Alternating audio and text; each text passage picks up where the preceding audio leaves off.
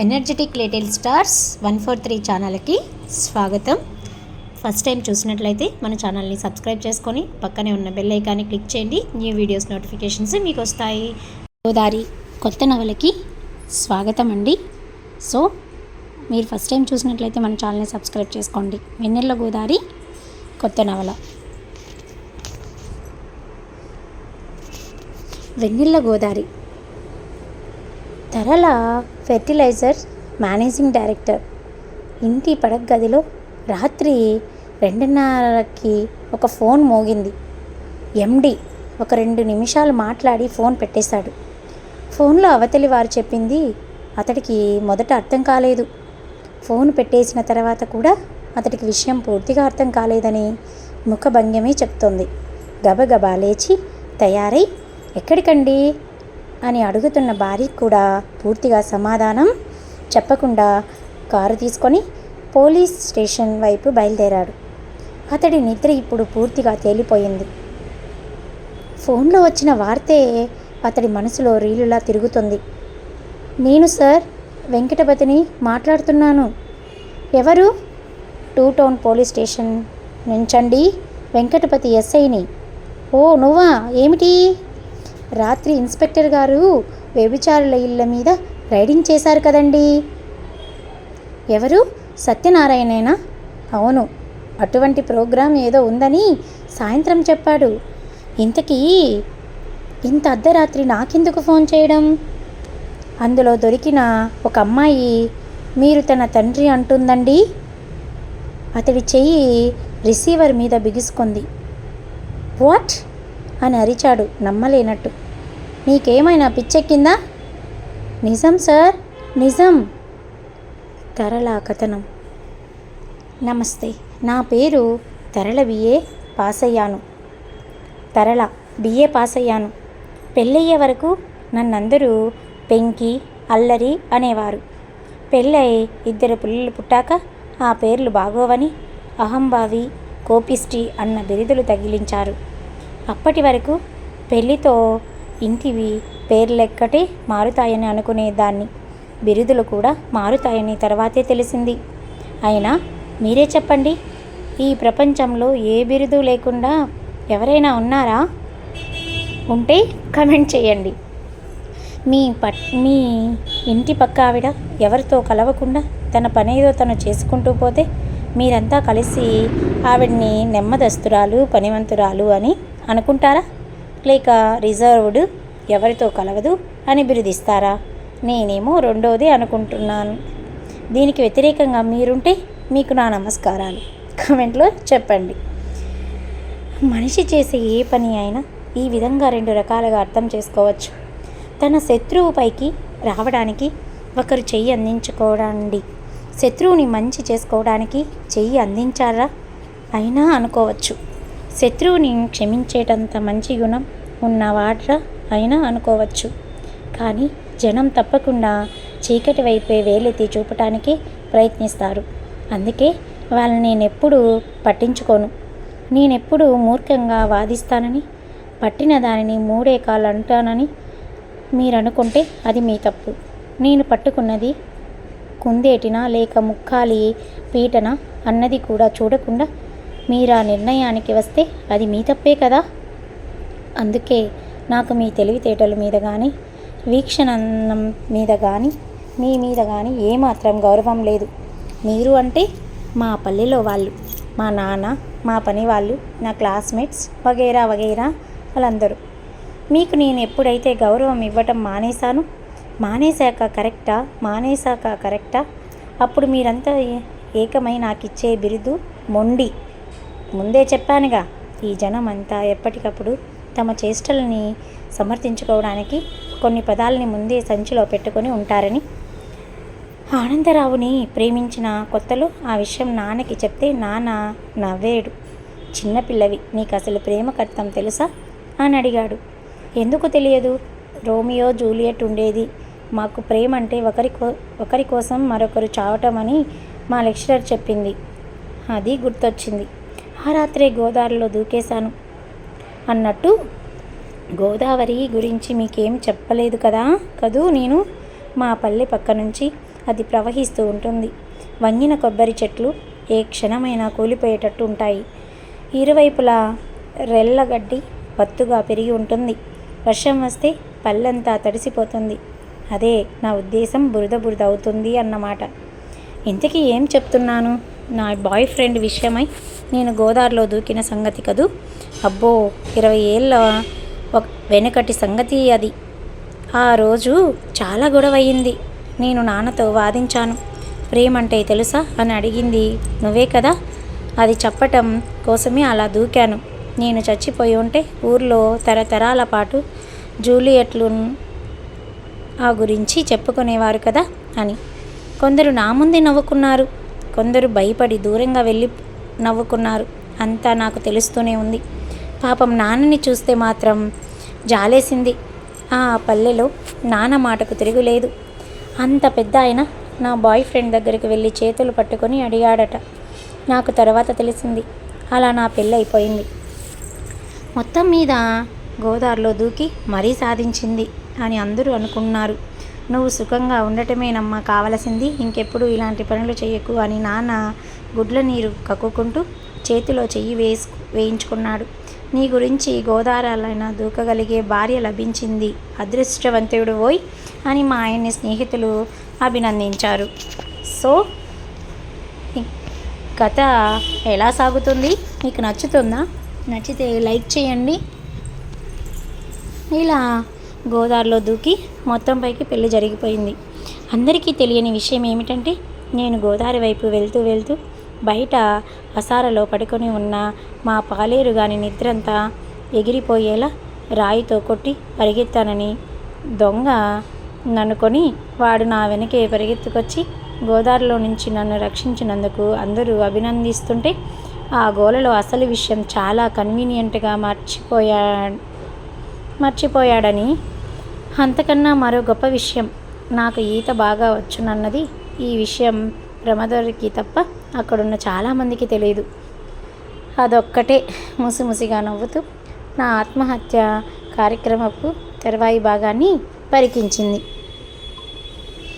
అన్నట్టు మా ప్రమద్వర గురించి చెప్పలేదు కదూ. అదో పిచ్చి మాలోకం. ఎప్పుడు ఏదో బొమ్మలేస్తూ ఉంటుంది. కాస్త ప్రకృతి గురించి పిచ్చి కూడా ఉంది. వసంతంలో కోకిలల అని ఏదో పాడుతూ ఉండేది. నాకేమో అది సంతలో కోడిలా అన్నట్లు వినిపిస్తూ ఉండేది. అయినా మేమిద్దరం మంచి స్నేహితులం. నాకెంత కోపం ఉన్నా ఎప్పటికప్పుడు దాన్ని క్షమిస్తూ ఉండటంతో ఇది సాధ్యమయ్యింది. అది చాలా మంచి పిల్ల అని అందరూ అంటూ ఉంటే నాకు నవ్వొస్తుంది. చిన్న గీత పక్క నుంటేనే గదా పెద్ద గీత విలువ తెలిసేది. దాన్ని పెద్ద గీతని చేయటానికి నేను చిన్న గీతనయ్యే పద్ధతులు కొన్ని అవలంబించేదాన్ని. తోటలో దొంగతనంగా మామిడికాయలు కొట్టబోతే వద్దని వారించేది. తోటమాలి వస్తే కాయలు పరికిణిలో దాచుకొని పరిగెత్తేదాన్ని.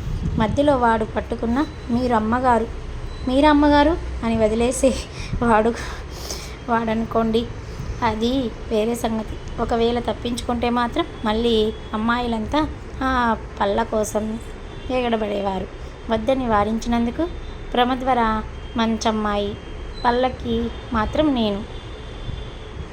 చెప్పానుగా, ఈ జనం మనస్తత్వం నాకెప్పుడూ అర్థం కాదు. మా ఆయన పేరు ఆనందరావు. ఆయన గురించే నేను గోదావరిలో దూకింది. నేను చేసింది చాలా మంచి పని. చాలా ప్రేమ వివాహాలు విఫలమవుతాయని విన్నాను. మంచి మొగుడు దొరికాడు. ఆనందరావు నిజంగా మంచి మనిషి. ఒక్కసారి నా చెంప బ్రద్దలు కొట్టాడంతే. పెళ్ళై మొదట్లో ఏ భార్యాభర్తలకైనా అడ్జస్ట్ అవ్వటం కష్టం కదా. ఈ ఇబ్బంది ప్రతి కుటుంబంలోనూ ఉంటుందనుకుంటున్నాను. పోతే నాతో కాబట్టి అది మరీ కాస్త ఎక్కువగా ఉండేది. అయినా అదేందో కాలం లేదులేండి. పెళ్ళైన మొదటి 9 నెలలు, ఆ తర్వాత పాలు నీళ్ళులా కలిసిపోయాం. మా ప్రేమకి 2 ఉదాహరణలు, సాహితీ సాకేత అన్నట్లు చెప్పడం మర్చిపోయాను. మా ఆయనకు కూడా కాస్త కవిత్వం పిచ్చి ఉంది. అందుకే ఇద్దరి కూతుర్లకి ఆ పేర్లు పెట్టుకున్నారు, సాహితీ సాకేత. మనలో ఎంతమంది భార్యలు తమ జీవిత కాలంలో ఒక్కసారైనా భర్త చేత చెంపదెబ్బ తిని ఉంటారు? మీకేమైనా అంచనా ఉందా?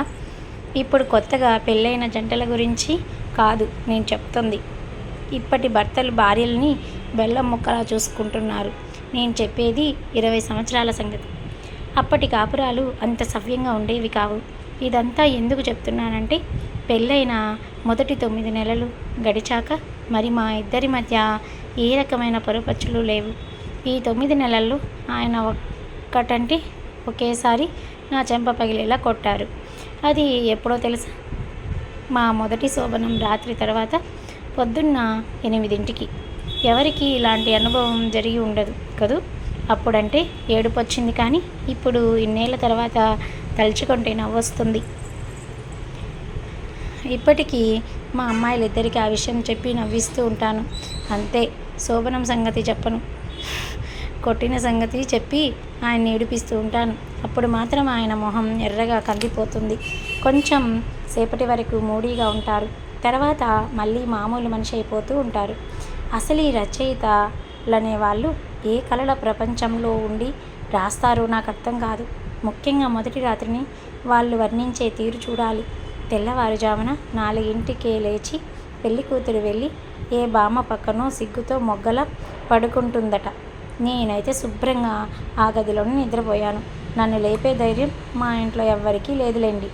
8ంటికి ఎందుకో పెద్ద చప్పుడై మెలకువ వచ్చింది. ఆయన మంచానికి కట్టిన మల్లెపూలన్నీ తెంపి పారేస్తున్నాడు. బారెడు పొద్దెక్కి లేచినందుకు కోపమేమో అనుకున్నాను. ఏమిటండి, ఏమైంది అని అడిగాను. అదే విసురుతో వెనక్కి తిరిగి నా చెంప ఫెడీలమనిపించాడు. అదే మొదటిది చివరిది. ఆ తర్వాత ఎప్పుడూ నేను 5 తర్వాత నిద్రపోలేదు. నాలో ఉండే గుణాల్లో అదొక్కటి ఉంది. నాకు ఇష్టమైన వాళ్ళు ఏం చెప్తే అది విని వాళ్ళకి ఇష్టమైన రీతిలో మెలగటం. కానీ అందుకే బాధేసేది. ఆయన ఇలా కొట్టకుండా కాస్త మర్యాదగా చెప్పినా ఆయన మాటనే వినేదాన్ని. మరీ బొత్తిగా జీవితం నాశనం అయిపోయిన రీతిలో మల్లెదారులు తెంపేసి జుట్టు చెరిపేసుకొని ఆలస్యంగా నిద్రలేచే భార్య పట్ల తన అసంతృప్తి వెల్లడి చేయనవసరం లేదుగా. అయినా అది ఒకందుకు మంచిదే. మీకు పెళ్ళయిందా? అయిన పక్షంలో మీ భర్త చేత కానీ భార్య చేత కానీ ఒక్కసారి చేతి దెబ్బ రుచి చూడండి. తప్పు ఎవరిదైనా కొట్టింది వాళ్ళు కాబట్టి మిమ్మల్ని బ్రతిమాల్సిన బాధ్యత వాళ్ళ మీదే పడుతుంది. మనం కొంచెం బింకరంగా ఉంటే వాళ్ళు బ్రతిమాలుతున్నంతసేపు మనకి హాయిగా ఉంటుంది. ఆయన దగ్గర నుంచి అదే ఆశించాను. కొంచెం సేపటికి ఆయన దిగి వచ్చారు. నా గుణాల్లో చాలామంది ఇష్టపడిన గుణం ఒకటి ఉంది. తప్పు చేసిన వాళ్ళు చేశామని ఒప్పుకున్నారే సరే, నేను క్షమించలేను. ఇది నిజంగా చెడ్డ గుణం అంటారా? ఏమో, నాకు అలా అనిపించదు. తప్పు చేయటమే ఒక తప్పు. దాన్ని ఒప్పుకోవటం వల్ల దాని ప్రభావం కానీ పాపం కానీ ఫలితం కానీ తక్కదు కదా. మా ఇంట్లో ఒక పని పిల్ల ఉండేది. ఒకరోజు 5 రూపాయలు కొట్టేసింది. బెదిరిస్తే తీశానని ఒప్పుకుంది. మీరైతే ఏం చేసేవారు? ముందు ఆ పిల్లకి డబ్బు అందకుండా జాగ్రత్త పడేవారు, లేదా దాని గుణం తెలిసి కాబట్టి పనిలో నుంచి మానిపించేవాళ్ళు. నేను ఎలా చేయలేదు. ఇన్స్పెక్టర్ సత్యనారాయణ మా ఆయన ఫ్రెండ్. 3 రోజులు లాకప్లో పెట్టించాను. ఆ తర్వాత ఉద్యోగంలోంచి తొలగించాను. ఆ తర్వాత కొన్ని రోజులకి మా ఇంట్లో 100 రూపాయలు పోయాయి. తీసింది మా పెద్ద కూతురు సాహితి. ఇప్పుడు మీరేం చేస్తారు? నిజం చెప్పండి. మీ గారాబు కూతురు మీకు చెప్పకుండా పర్సులోంచి 100 కొట్టేస్తే ఏం చేస్తారు? మరి మీ మాటల్లో చెప్పండి. కానీ ఆ తప్పు చేసింది పనామనుకొని పని పిల్లని కొట్టేయడం జరిగింది. సో అది ఎంతవరకు నిజం? అది ఎంతవరకు కరెక్ట్? కొందరైతే నా ఉద్దేశంలో తిడతారు. మరి గాబరా చేస్తే వాళ్ళైతే తప్పమ్మా అలా చేయకూడదు అని మందలిస్తారు. మరి కోపిష్ఠులైతే చావుబాదుతారు. నేను 3 చేయలేదు. సాహితిని నిలబెట్టాను. చూడు, తప్పు చేస్తే నేను ఊరుకోనని నీకు తెలుసు. నీకు బుద్ధి వచ్చిందని చెప్పినా సరే పనిష్మెంట్ తప్పదు. నీకు నేను చేయగలిగే సాయం ఏమిటంటే, ఏ పనిష్మెంట్ కావాలో నువ్వే చెప్పు. అది మాట్లాడలేదు. కొట్టనా అని అడిగాను. అది తలూపినట్టు కనిపించింది. మా పెరట్లో జామ చెట్టు ఉంది. దాని కొమ్మ విరిచి 2 చేతుల మీద 10 దెబ్బలు కొట్టాను. చివరి దెబ్బ కొడుతూ ఉండగా ఆయన వచ్చారు. కూతుర్ని పట్టుకొని పక్కికి లాగి, నువ్వు మనిషివా రాక్షసివా అని అరిచారు. అప్పటికే దాని చేతుల మీద తట్లు తేలాయి. చేతిలో బెత్తం పడేస్తూ రాక్షసిని కాదు, మనిషిని. మీ కూతుర్ని మనిషిని చేద్దామని నా ప్రయత్నం అన్నాను. ఆయన సాహితీని తీసుకొని అక్కడి నుంచి వెళ్ళిపోయారు. ఆ రాత్రి ఆయన్ని నిలదీశాను. నన్ను రాక్షసి అన్నారు కానీ చెప్పండి, మన కూతురు ఒక దొంగ అవ్వటం మీకు ఇష్టమేనా? 13 ఏళ్ల వయసులో అది దొంగతనం చేసిందంటే ఎంత తలవంపులు! ఈ విషయం బయటపడితే ఎలా ఉంటుందో మీరు ఆలోచించారా? ఆయన తల తిప్పుకున్నారు. చూసారా, మీరు చెప్పారు, చెప్పలేరు, మీరు చెయ్యరు, నన్ను చెయ్యనివ్వరు. నువ్వు కొడితే అది మానేస్తుందా? కనీసం మళ్ళీ ఇంకోసారి చేసేటప్పుడు భయం ఉంటుంది. నెమ్మదిగా చెబితే అది విని ఉండేది. మనుషులు మంచితనం మీద మీకున్న నమ్మకం నాకు లేదు, వెటకారంగా అన్నాను. చేసిన ప్రతి నేరానికి శిక్ష పడాలనుకుంటే ఈ మనుషులందరూ ఎప్పుడో నశించిపోయి ఉండేవారు, నిర్లిప్తంగా అన్నారు ఆయన. చాలేండి సినిమా డైలాగులు. అంతలో పక్క గదిలోంచి మూలుగు వినిపించింది. అక్కడికి వెళ్ళాను. సాహితి పక్క మీద నిద్రలో మూలుగుతుంది. తల మీద చెయ్యి వేయబోయి ఆగిపోయాను. ఇప్పుడు ఏమాత్రం కనికరం చూపిన మధ్యాహ్నం వేసిన శిక్ష తాలూకు ఫలితం ఏమీ ఉండదు. ఆడపిల్లై ఉండి ఈ వయసులో దొంగతనంగా డబ్బు కొట్టేసినందుకు అసలు ఈ శిక్ష కూడా చాలదు. అక్కడి నుంచి శబ్దం తెలియకుండా వచ్చేయబోయాను. సాహితి అప్పుడే కళ్ళు తెరిచింది. మేమిద్దరం ఒకరినొకరు చూసుకున్నా ఎవరూ మాట్లాడుకోలేదు. అది అంత బాధలో కూడా కనీసం అమ్మా అయినా అనలేదు. దానికే అంత పొగరుంటే నాకెంత ఉండాలి? నేను కూడా మాట్లాడకుండా వచ్చేసాను. తిరిగి బెడ్రూమ్లోకి వస్తుంటే అప్పుడు కనపడింది హాల్లో సోఫా పక్కన 100 రూపాయల నోటు. పాలవాడికి ఇద్దామని తీసి కిటికీలో పెట్టిన సంగతి అప్పుడు గుర్తొచ్చింది. ఒక్క నిమిషం పాటు నోట మాట రాలేదు. చిత్తరువులా నిలబడిపోయాను. ఆ తర్వాత సన్నగా కేక పెట్టి ఆయన దగ్గరకు పరిగెత్తాను. 100 రూపాయల నోటు అక్కడ పెట్టి మర్చిపోయాన సంగతి ఆయనకు చెప్పాను. ఆయన విస్తుపోయి నా వైపు చూశారు. ఆ చూపు క్షమించండి, దాన్ని వర్ణించడానికి నాకు మాటలు రావు. ఆ చూపు మాత్రం నా గుండెల్లోంచి బాణంలా దూసుకుపోయింది. ఇద్దరం సాహితీ గదిలోకి వచ్చాం. అమ్మా అంటూ కూతుర్ని వల్లోకి తీసుకున్నారు ఆయన. ఈ డబ్బు నువ్వు తీయలేదని ఎందుకు చెప్పలేదు? సాహితీ జవాబు చెప్పలేదు. నేను దగ్గరికి వెళ్ళి తీయలేదంటే అబద్ధం చెప్తున్నావని కొడతావనుకున్నావా? లాలిస్తున్నట్టు అడిగాను.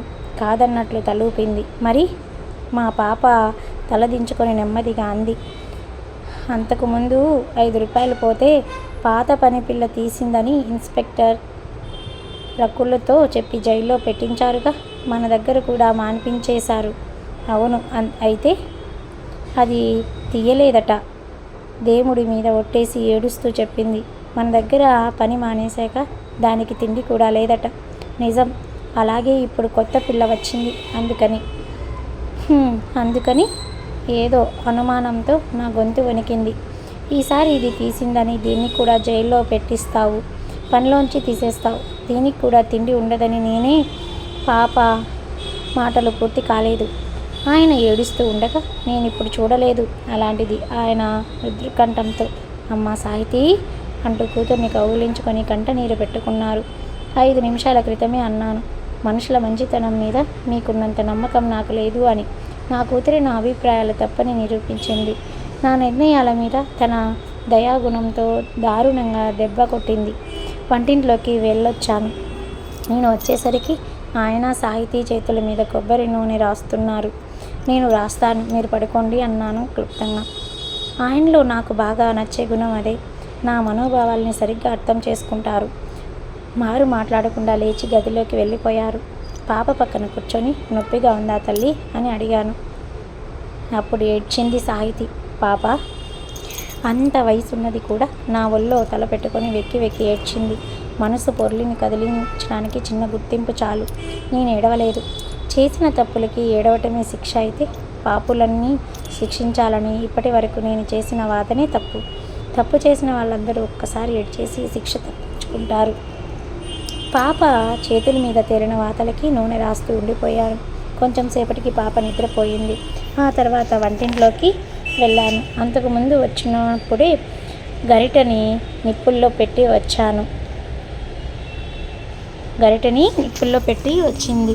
మరి ఇప్పుడు ఏం చేస్తుందని? తను ఏమైనా చేసుకుంటుందా ఏంటి? అరుస్తానా? అరిస్తే నా గొప్పే ఉంది. ఒకటి తర్వాత ఒకటి వరుసగా 2 చేతుల మీద వాతలు పెట్టుకున్నాను. చర్మం కాలేలా కాదు, మాంసం కాలేలా, పళ్ళు బిగబట్టి బాధని పెదాల మధ్య నొక్కిపట్టి. నీకేమైనా మతిపోయిందా?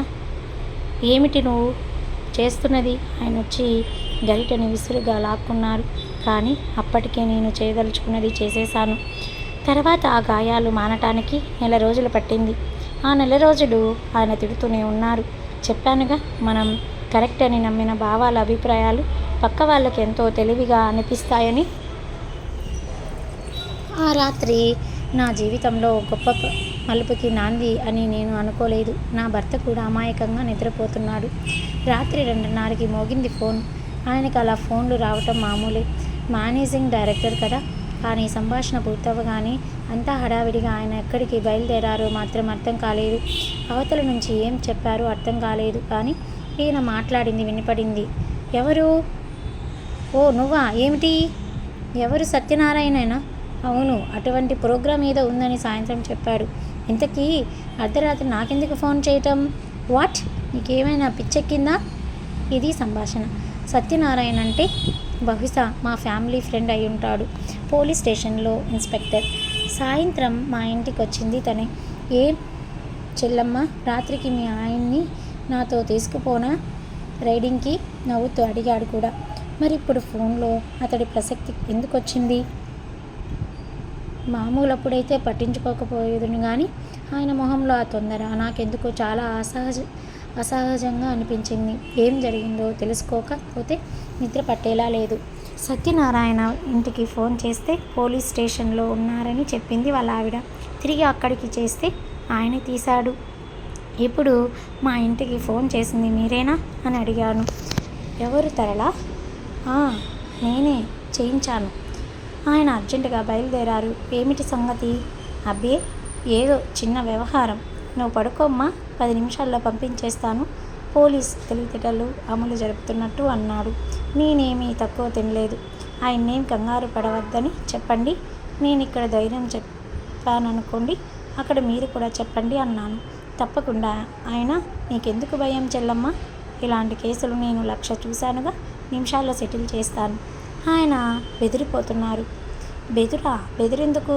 అయినా ఇదంతా ఆ ఎస్ఐ వెంకటపతి ఇంతవరకు తీసుకొచ్చాడు. ఆ ఫోటో చింపేస్తే పోయేది కదా. అనవసరంగా మా ఇద్దరికి ఫోన్ చేసి అర్ధరాత్రి రప్పించాడు. ఫోటోతో పాటు ఇంకేమైనా ఉన్నాయేమో. లేవు. రాగానే నేను చేసిన మొదటి పని అదే. అంతా వెతికేశాము. ఆ అమ్మాయి దగ్గర ఇంకేం దొరకలేదు. మొట్టమొదటిసారి నా మనసులో ఏదో అనుమానం నీడలా ప్రవేశించింది. ఏదో తెలివితేటలతో నేను లాగుతున్న విషయాల్లో చివరి దాని దగ్గర ఏదో మెలిక పడినట్టు అనిపించింది. అమ్మాయి రైడింగ్ ఫోటో. చీకట్లో చివరి బాణం వదిలాను. ఏమంటుంది ఆ అమ్మాయి? అమ్మాయి అంటే ఆ రైడింగ్లో పట్టుబడిందేనా? ఆ ఫోటో తనది కాదంటుందా? ఎందుకు కాదంటుంది? మీ ఆయనే తన తండ్రి అంటుంది. అయినా ఎక్కడ సంపాదించిందో మన ఆనందరావు ఫోటో 2 తగిలిస్తే అదే చెప్తుంది. అంతా మా ఎస్ఐ చేశాడు. అనవసరంగా మీ నిద్ర డిస్టర్బ్ చేశాడు చెప్పుకుపోతున్నాడు ఇన్స్పెక్టర్ సత్యనారాయణ. నా చెవులు వినటం ఎప్పుడో మానేశాయి. భూమి గిర్రున తిరుగుతున్నట్టు అనిపించింది. అతడు అన్నట్టు మా ఆయన ఫోటో ఆ అమ్మాయికి ఎక్కడో దొరికింది కాదు. అదే అయితే ఫోన్ రాగానే ఆయన అంత కంగారు పడ్డారు.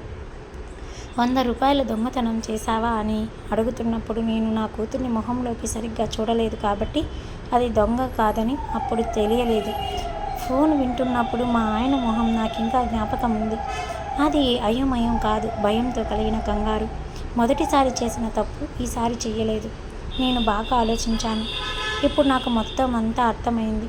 రాత్రి జరిగిన రైడింగ్లో సత్యనారాయణ కొందరు అమ్మాయిల్ని పట్టుకొచ్చి స్టేషన్లో పడేసి ఇంటికెళ్ళి పడుకున్నాడు. అందులో ఒక అమ్మాయి మా ఆయన ఫోటో చూపించి ఈయనే నా తండ్రి అనేసరికి వెంకటపతి కంగారు పడి అటు ఇన్స్పెక్టర్కి ఇటు మా ఆయనకి వరుసగా ఫోన్లు చేశాడు.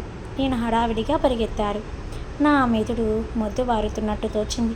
ఫోన్ పెట్టేస్తున్నప్పుడు ఆయన మొహభంగిమ ఒక ఫోటోలా నా మనసులో ముద్రైపోయింది. ఇక ఇంట్లో ఒక్క క్షణం ఉండలేకపోయాను. అక్కడ పోలీస్ స్టేషన్లో జరుగుతున్నది ఏమిటో తెలుసుకోవాలి. ఆయనకి ఆ అమ్మాయికి జరుగుతున్న సంభాషణ వినాలి. మేడ దిగి క్రిందికొచ్చాను. కారు ఆయన తీసుకెళ్లారు. సాహితీ సాకేతల స్టాండర్డ్ ఉంది. దాంట్లో బయలుదేరాను. 5 నిమిషాలు అటు ఇటుగా బయలుదేరిన మా గురించి వాచ్మ్యాన్ ఏమనుకున్నాడో ఏంటో. అంతే కదా. మరి ఏంటి, మరి ఈయనకి వాళ్ళకి ఆ అమ్మాయికి ఏమైనా సంబంధం ఉందా ఏంటి అనేది మరి తెలుసుకుందామా? తెలుసుకునే ముందు మన ఛానల్ మీకు నచ్చినట్లయితే లైక్ చేయండి, సబ్స్క్రైబ్ చేసుకోండి, పక్కనే ఉన్న బెల్ ఐకాన్ని క్లిక్ చేయండి. ఇన్స్పెక్టర్ మాట్లాడిన ఒక వాక్యం నన్ను వెంటాడుతుంది. పోలీసుల దగ్గర సాక్ష్యాలు స్థితి తెలిపే వాక్యం అది. ఆలోచించే కొద్దీ కొత్త అపార్థాలు స్ఫురించి వాక్యం అది. మామూలు సాక్ష్యం కాదు, నా భర్త నిజాయితీకి సంబంధించిన సాక్ష్యం అది. పోలీస్ స్టేషన్ దగ్గర పడుతుంటే నా అనుమానం నిజమే సూచనలు కనబడ్డాయి. రేపొద్దున కోర్టులో హాజరు పరచవలసిన అమ్మాయిని ఇన్స్పెక్టర్ ఆయనకి చెప్తున్నాడు. ఆయన ఆ అమ్మాయిని తీసుకొచ్చి కారు ఎక్కించాడు. రాత్రి 3ంటికి కారు ఆ నిర్మానుష వీధుల్లో నెమ్మదిగా ఎక్కడికో వెళ్తుంది. కాస్త దూరంలో నేను అనుసరిస్తున్నాను. ఇన్స్పెక్టర్ వాక్యానికి నా మనసులో ఇప్పుడు పూర్తిగా ఒక అర్థం రూపుదిద్దుకుంది. ఫోటోతో పాటు వేరే సాక్ష్యాలు ఇంకేమీ లేవు. అనవసరంగా మా ఎస్ఐ ఇంతవరకు తీసుకొచ్చాడు. అప్పుడు ఆ ఫోటో చింపేస్తే సరిపోయేది కదా. ఆయన తన కూతుర్ని ఎక్కడికి తీసుకువెళ్తున్నాడు? ఫోటో చింపేసినట్టు. ఇప్పుడు నా భర్త గురించి ఆ విధంగా ఆలోచించలేకపోయాను. వ్యభిచార గృహంలో ఆ అమ్మాయి తల్లి ఉందా? నా సవతి. అక్కడికి వెళ్తున్నారా ఇద్దరు? అయితే ఆ పూర్వ సంగమంలో నేను ఉండాలి, అటో ఇటో తేల్చుకోవటానికి. ఆయన కారు వెనకై నా కారు పోనిస్తున్నాను. ఈ పోలీసులు ఏ ప్రాంతంలో రైడింగ్ చేశారో తెలియదు. అందువల్ల ఆయన తన భార్య, మొదటి భార్య అనాలా రెండో భార్య అనాలా అని కలుసుకోవటానికి ఎటువైపు వెళ్తున్నారో నాకు తెలియదు. ఆయన బహుశా కూతురితో మాట్లాడుతూ డ్రైవింగ్ చేస్తూ ఉండవచ్చు. అందువల్ల నెమ్మదిగా పోనిస్తున్నారు. డ్రైవింగ్ సరిగ్గా రాని నాకు అదో విధంగా లాభించింది. ఇంతలో కారు అకస్మాత్తుగా కుడివైపు తిరిగి ఒక స్టార్ హోటల్లో ప్రవేశించింది. నా ఆశ్చర్యానికి అంతు లేకుండా పోయింది. ఒక వేశ్యగృహంలో దొరికిన అమ్మాయితో కలిసి ఈయన ఇంత ఖరీదైన హోటల్కి ప్రవేశించడం. నేను కారుని బయటే ఆపి వాళ్ళు లోపలికి వెళ్ళాక అప్పుడు అడుగు పెట్టాను. ఆయన కౌంటర్ దగ్గర రాస్తున్నారు. అంటే గది అద్దెకు తీసుకుంటున్నారన్నమాట. కన్న కూతుర్ని అంత ఖరీదైన హోటల్లో ఉంచటం అభినందనీయమేనా? ఆయన ఇంటికి తీసుకురాకపోవటం మరింత అభినందనీయమా? ఇద్దరు కలిసి లిఫ్ట్లో వెళ్ళారు. వాళ్ళ కదిలారని నిర్ణయించుకున్నాక నేను రిసెప్షన్ దగ్గరికి వెళ్ళాను. ఇప్పుడే మా అమ్మాయి వాళ్ళు చెక్-ఇన్ చేశారు. ఎంత ఆ రూమ్ నెంబర్? అతడు నా వైపు చిత్రంగా చూస్తాడని నాకు తెలుసు. తండ్రి కూతురు, అందులోనూ ఏ సామాను చేతిలో లేకుండా గది తీసుకున్న 2 నిమిషాలకి తల్లి వచ్చి వాకాబు చేయటం అతడికి ఆశ్చర్యం కలిగించటంలో ఆశ్చర్యమేముంది? అయినా అతడు తన భావాలు పైకి చూపించకుండా గది నెంబర్ చెప్పాడు. పెద్ద హోటల్లో ఉండే తరహాయే ఇది. ఒక తండ్రి, 2 కొడుకులు, 3 కూతుళ్ళు వచ్చినా ఇలా భావరహితంగానే ప్రవర్తిస్తారు. నా మనసు చాలా ప్రశాంతంగా ఉంది. ఏదైనా ఒక పెద్ద గొడవ జరగబోయే ముందు ఇలాగే ప్రశాంతంగా ఉంటుంది. లిఫ్ట్లో వెళ్ళాను. విశాలమైన వరండా, వరుసగా ఇరువైపులా గదులు. 1021 నెంబర్ దగ్గర నిలబడ్డాను. ఈ స్టార్ హోటల్లో వచ్చిన చిక్కేమిటంటే తలుపు లోపల ఆటోమేటిక్గా తాళం పడుతుంది. బయటి వాళ్ళకి లోపలి వారు గడియ వేసుకున్నది లేనిది తెలియదు. ఏం చేయాలా అని కొద్దిసేపు ఆలోచించాను. తలుపు కొట్టవచ్చు, దానివల్ల లాభం ఏముంది? ఆయన తలుపు తీస్తాడు. ముందు ఆశ్చర్యపోతాడు. కానీ తెరల ఫెర్టిలైజర్స్ మేనేజింగ్ డైరెక్టర్ కదా, క్షణాల్లో సర్దుకోవటం తెలుసు. ఎవరో ఆ అమ్మాయి నేను తండ్రిని బ్లాక్మెయిల్ చేస్తుంది. పోలీస్ స్టేషన్లో అయితే రేపు పేపర్ వాళ్ళు ఎవరైనా చూస్తే ఇదంతా పబ్లిక్ అవుతుందని ఇక్కడికి తీసుకొచ్చాను. నెమ్మదిగా అసలు విషయం కనుక్కుందామని అని తేల్చేస్తాడు. అసలే పోలీసులు, రైడింగ్, పోలీస్ స్టేషన్, ఇప్పుడు ఈ స్టార్ హోటల్, వీటితో బెదిరిపోయి ఈ అమ్మాయి ఏం మాట్లాడగలదు? కాబట్టి అది కాదు నేను చేయవలసింది. ఏం చేయాలా అని ఆలోచనలో ఉండగా తలుపు చప్పుడయ్యింది. అక్కడి నుంచి చీకట్లోకి వేగంగా తప్పుకున్నాను. కానీ దురదృష్టవశాత్తు అక్కడ కూడా లైటు ఉంది. గబగబా మెట్లు దిగాను. 10 మెట్లు దిగి వంపులో నిలబడ్డాను. ఆయన కూడా లిఫ్ట్ కోసం ఎదురు చూడకుండా మెట్లు దిగితే నేను పట్టుబడటం ఖాయం. నా గుండె వేగంగా కొట్టుకోసాగింది. ఆయన లిఫ్ట్ బెల్ కొట్టి అక్కడే నిలబడ్డారు. నాకు స్పష్టంగా కనిపిస్తున్నారు. దాదాపు 10 ఏళ్ల వృద్ధాప్యం ఒక్కసారిగా మీద పడినట్టుంది ఆయన మొహం. జోబులోంచి కర్చీఫ్ తీసి మాటిమాటికి మొహం తుడుచుకుంటున్నారు. అప్పటికప్పుడు ఆయనకెదురు పడాలన్న కోరికలను బలవంతం మీద ఆపుకున్నాను. ఇప్పుడు కాదు, దానికి ఇంకా సమయం ఉంది. ప్రస్తుతం నేను సవతి గురించి తెలుసుకోవాలి. ఈలోపు లిఫ్ట్ వచ్చింది. ఆయన అందులో ప్రవేశించి కిందికి వెళ్ళిపోయారు. నేను వెంటనే గదిలోకి వెళ్ళలేదు. ఆయన ఎందుకోసం కిందికి వెళ్ళారో, మళ్ళీ వస్తారో లేదో తెలీదు. అందువల్ల కిటికీలోంచి చూశాను. ఆయన కొద్దిసేపటికి కింద కారు దగ్గరికి నడవటం కనిపించింది. ఆ కారు కదిలాక వరండాలోకి వెళ్ళి రూమ్ ముందర నిలబడి బెల్ నొక్కాను. నిమిషం తర్వాత తలుపు తెరుచుకుంది.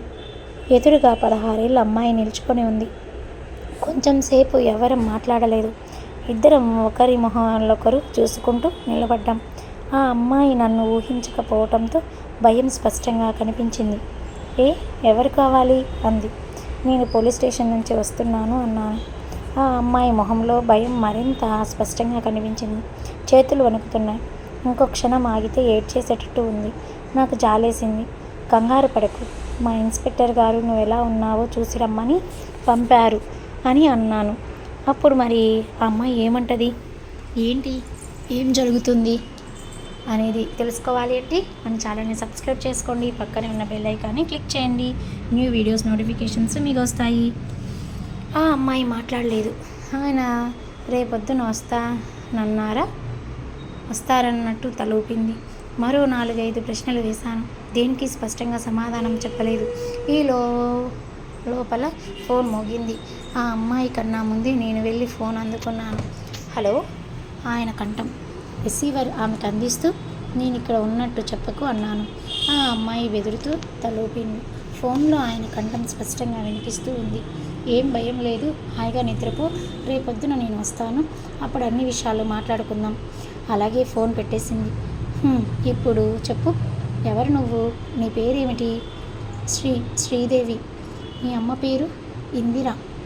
ఆనందరావు గారు నీకేమవుతారు? ఆ అమ్మాయి మొహంలో ఆశ్చర్యం కనిపించింది. ఇది కూడా నీకు తెలియదా అన్న ఆశ్చర్యము, ఇప్పటి వరకు పోలీస్ స్టేషన్లో చెప్పాను కదా అన్న ఆశ్చర్యము. మా నాన్నగారు అంది. నా మొహంలో మారే భావాలు కనిపించకుండా జాగ్రత్తపడి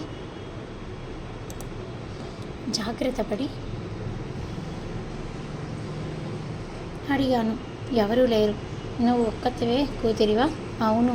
ఎక్కడుంటారు మీరు? ఈ ఊరు కాదు, విజయనగరం. మీ నాన్నగారు ఏం చేస్తూ ఉంటారు? రైల్వే స్టేషన్లో ఇన్స్పెక్టర్. ఎప్పుడు ఊళ్ళు తిరుగుతూ ఉంటారు. ఓహో, అలాగా అనుకున్నాను. మీ అమ్మగారు ఏం పని చేస్తుంటారు? స్కూల్లో టీచర్. మరి నువ్వు ఈ ఊరు ఎలా వచ్చావు? బ్రోతల్ కంపెనీలో ఎలా చేరావు? ఆ అమ్మాయి ఏడవటం మొదలుపెట్టింది.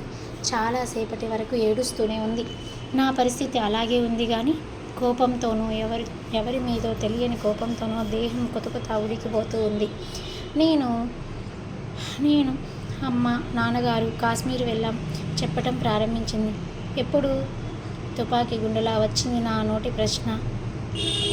మొన్న మార్చి 10 నుండి 20 వరకు కోయంబత్తూరులో ఏదో మీటింగ్ ఉందని ఆయన వెళ్ళారు.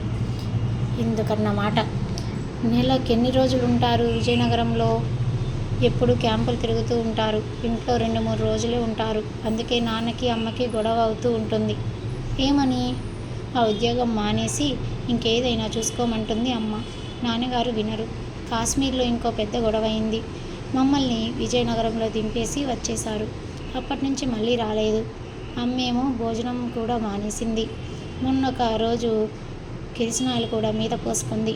నాకేమో చాలా భయం వేసింది అంటూ వెక్కి ఏడవటం ప్రారంభించింది. నీ చిన్నప్పటి నుంచి మీ నాన్నగారు ఇంతేనా?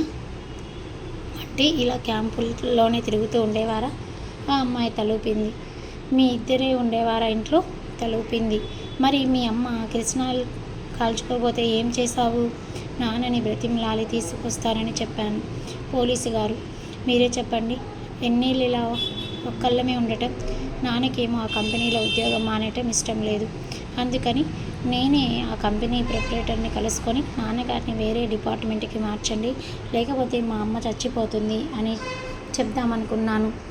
ఆ ప్రొపరేటర్ దుర్మార్గుడు, వంచకుడు అయితే నాన్నగారిని తీసుకెళ్దామని వచ్చాను. అమ్మ చాలా మంచిది. నాన్నగారిని వదిలి ఉండలేక దెబ్బలాడిందే తప్ప ఇప్పుడు ఎంతో బాధపడుతుంది. తను ఎప్పుడూ ఇంట్లో లేకపోతే మాకు ఒంటరిగా దిగులుగా ఉంటుంది. అయినా మరీ ఇంత కోపమా?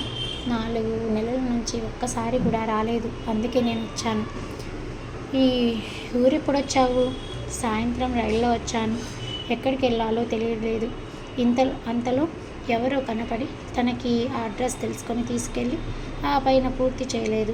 మిగతాది అర్థమైంది. అదృష్టవంతురాలు ఆ అమ్మాయి. ఈ రాత్రే కానీ రైడింగ్ జరగకపోయి ఉంటే ఈ పూల నిమిషం నలిపివేయబడి ఉండేది. పైకి మంచివాడలాగానే కనపడ్డాడు. బ్రోకర్ అనుకోలేదు అంది. పైకి మంచివాళ్ళుగా కనపడే వాళ్ళంతా మంచివాళ్ళు కాదమ్మా. నీకు ఇంకా చాలా అనుభవం రావాలి. ఇంత వయసున్నా నాకే అనుభవం లేదు. లేచి నిలబడుతూ అన్నాను. ఇక నువ్వు పడుకో. మీ నాన్నగారు పొద్దున్నే వస్తారు. అంతేకాదు ఈ ఇన్స్పెక్టర్లు ఉండవు కూడా మీతోనే ఉంటారు, ఎక్కడికి కదలకుండా. అంటే మీ ఇన్స్పెక్టర్ గారితో చెప్పి సెక్షన్ మార్పిస్తారా? సెక్షన్ కాదు, కంపెనీయే మార్చేస్తాను అని అక్కడి నుంచి వచ్చేసాను. లిఫ్ట్లో దిగుతున్నంతసేపు నా మనసు నా స్వాధీనంలో లేదు. ఒక ఎరువుల కంపెనీ మేనేజింగ్ డైరెక్టర్గా ఆయన ఎక్కువ టూర్లు చేయటం కానీ క్యాంపులకు వెళ్ళటం కానీ అవసరం లేదు. కానీ ఆయన నెల రోజులు ఏదో ఒక పని మీద ఊరు ఎందుకు వెళ్తున్నారో ఇప్పుడు అర్థమవుతుంది. అన్నిటికన్నా ముఖ్యంగా మొన్న వేసవిలో ఇంకేదో ఊరని చెప్పి కాశ్మీరు భార్య బిడ్డలతో వెళ్ళటం, ఆ తర్వాత వచ్చాక ఆయన కోయంబత్తూరు నుంచి తెచ్చినవి అని సాహితీలకి బట్టలు కూడా ఇచ్చారు. మా ముగ్గురిని కూర్చోబెట్టి అక్కడ విశేషాలంటూ చాలా కబుర్లు చెప్పారు. అక్కడి సంగతులు కళ్ళకి కట్టినట్టు వర్ణించారు. అదే నాకు అసహ్యంగా ఉంది. అంతే కదా, నిజం చెప్పకన్నా అలా అబద్ధాలు చెప్పాడు. సో ఇలాంటి సన్నివేషన్స్ కూడా జరుగుతూ ఉంటాయి కదండి. నిజమే అంటారా? ఇలా ఎంతమంది మోసపోతున్నారు. ఒక మనిషి మీద కోపం వచ్చినా ఇష్టం లేకపోయినా భరించవచ్చు, కానీ అసహ్యం వేస్తే కష్టం. ఆయనే కానీ నేను పలానా కారణాల వల్ల ఒక అమ్మాయిని ఈ రకంగా ఉంచుకున్నాను అని నాకు చెప్పి ఉంటే పరిస్థితి వేరే రకంగా ఉండేది. నేను ఇలాంటివి అస్సలు అసహించానని, విడిపోతానని నా మనస్తత్వం ఆయనకు తెలుసు. నేను విడిపోయిన మరుక్షణం తరల ఫెర్టిలైజర్ ఆయన అందుకోసమే నాతో ఉన్నారా? ఆ ఊహే భరించలేకపోయాను. మాది చాలా అన్యోన్యమైన కాపురం అని ఇంతకాలం అనుకుంటూ వచ్చాను. ఆయన చాలా బాగా చూసుకుంటారు. కానీ అదొక్కటే కాదుగా కావాల్సింది. ఈ అమ్మాయి వయసు చూస్తుంటే చాలా చిన్న పిల్లలా కనబడుతుంది.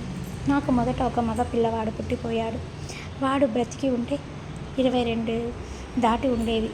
ఈ లెక్కన ఈ వివాహమైన 6-7 సంవత్సరాలకు ఈ విజయనగరం అమ్మాయితో పరిచయం అయి ఉండాలి. ఆమెకు ఈయన అవివాహితుడై చెప్పి ఉండాలి. ఎంత దారుణం! ఇలాంటి ఆయనతోన నేను ఇన్నాళ్ళు కాపురం చేసింది. లిఫ్ట్ ఆగింది. రాత్రి 3 దాటింది. రిసెప్షన్ అంతా నిర్మోహనంగా ఉంది. నేను రావటం వాళ్ళు చూడలేదనుకుంటాను. రిసెప్షనిస్ట్ పక్కనున్న మరో మనిషితో మాట్లాడుతున్నాడు. ముందు తండ్రి కూతుర్లు వచ్చారు. తర్వాత తల్లి వచ్చింది. కొంచెం సేపటికి కొడుకు వచ్చాడు. గమ్మత్తుగా లేదు? అరగంటలో ఒకరి తర్వాత ఒకరు రావటం పిడుగుపాటులా వినిపించాయి ఆ మాటలు. కొడుకు? ఈ కొడుకు ఎవరు? ఆ అమ్మాయి చెప్పిన మాటలు నాకు బాగా గుర్తున్నాయి. మా అమ్మకి నేను ఒక్కదాన్ని, నేను మీ అమ్మ ఇద్దరమే ఉంటాం. మళ్ళీ ఈ అబ్బాయి ఎవరు? రిసెప్షన్ దగ్గరికి వచ్చి ఆ ప్రశ్న అడిగాను. ఇప్పుడే వెళ్ళాడండి మీ అబ్బాయి.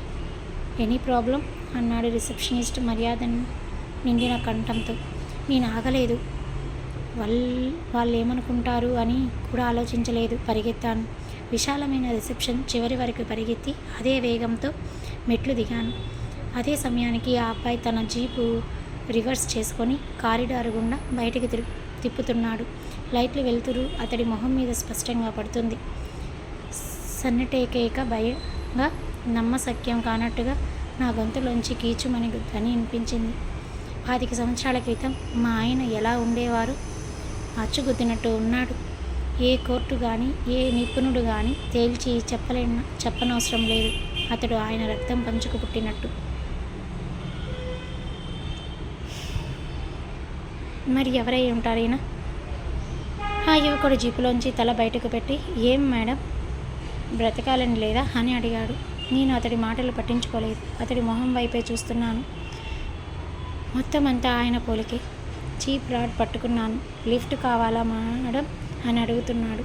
బాబు, మీ నాన్నగారి పేరేమిటి?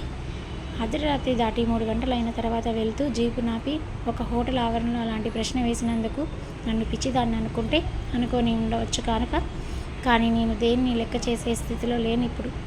మా నాన్నగారి పేరేమిటి నాయన అని అడిగాను. అతడు నా వైపు చిత్రంగా చూస్తూ, మా నాన్నగారు మీకు తెలుసా అని అడిగాడు. నాకేం సమాధానం చెప్పాలో తెలియలేదు.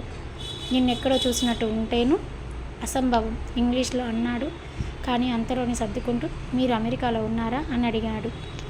అంటే నేను 1 నెల రోజుల క్రితమే అమెరికా నుంచి వచ్చాను. మీ నాన్నగారు? నా చిన్నప్పుడే పోయారు. నేను అమ్మ అంకుల్ దగ్గరే ఉంటాం. అతడు బహుశా నా వయసుకి గౌరవం ఇస్తూ చెప్తున్నాడు. లేకపోతే ఇంత ఓపికగా సమాధానం ఇవ్వాల్సిన అవసరం అతడికి లేదు. మీ చెల్లి అని అడిగాను. అతడు మొహం చిట్లించి నన్ను ఒక పిచ్చి దానిలా చూశాడు. చెల్లి ఎవరు? పై రూమ్లో ఉంది, శ్రీదేవి. అతడి దృష్టి గుర్జ మీద పడింది. వాడిని పిలవబోతుంటే, నేను పిచ్చిదాన్ని కాదు అన్నాను. మీరేం మాట్లాడుతున్నారో నాకు అర్థం కాలేదు. శ్రీదేవి కానీ భానుప్రియ కానీ నాకెవరూ తెలియదు. నేను ఈ హోటల్లో 10 రోజుల నుంచి ఉంటున్నాను. రాత్రి రావాల్సిన ఫ్లైట్ ఆలస్యమైంది. అందుకే విమానాశ్రయానికి వెళ్తున్నాను. అందులోనే అమ్మ అమెరికా నుంచి వస్తుంది. నా పేరు గోపీచంద్. అమ్మ పేరు భాగ్యశ్వరీదేవి. మా నాన్నగారు చిన్నప్పుడే పోయారు. అమ్మకి నేను ఒక్కనే సంతానం. గడగడా చెప్పాడు. నన్ను వదులుచుకోవటానిక అన్నట్టు. ఆ తర్వాత మరీ నేను మాట్లాడడానికి వీలు లేకుండా గేరు మార్చి జీపు ఎందుకో పోనీయబోయాడు. మీ నాన్నగారి పేరు? ఆనందరావు. కాళ్ళు తడబడకుండా ముందుకు తూలిపోకుండా అతి కష్టం మీద నిభాయించుకుంటూ ఆఖరి ప్రశ్న అడిగాను. మీ ఇంటి పేరు? అదే మీ నాన్నగారి ఇంటి పేరు? అయ్యంపూడి ఆనందరావు. చీపు శబ్దంలో అతడి మాటలు కలిసిపోయాయి. నా కాళ్ళ కింద భూమి వించుకున్నట్టు అనిపించింది. ప్రపంచమంతా గిర్రున తిరిగిపోతుంది. కింద పడకుండా పట్టుకున్నాను. మా ఆయన పేరు అది. పూర్తి పేరు. ఓకే, మరి ఏం జరుగుతుందో నెక్స్ట్ ఎపిసోడ్లో చూద్దామా?